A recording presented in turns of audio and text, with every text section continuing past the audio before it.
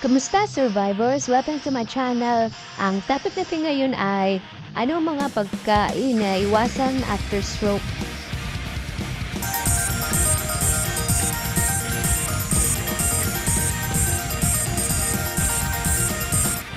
Una pagka na dapat iwasan after stroke ay mga pagkain na processed food tulad ng hotdog, bacon, sausage at ham.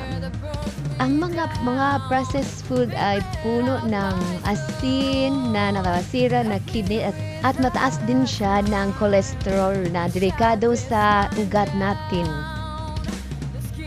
Ikalawang pagkain na dapat iwasan after stroke ay mga pagkain na mataas ng asin at asukal.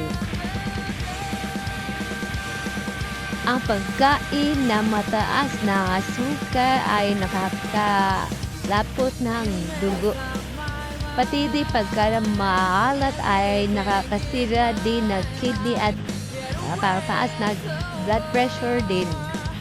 Ikatlo na pagkain na iwasan pag after stroke ay ilimit pag-inom ng alcohol. Ang pag-inom ng alcohol after stroke ay sagabaw sa pagtakbo ng maintenance mo at nakakasira ng balanse mo. Ikaapat, ilimit mo pagkain na mataas na cholesterol.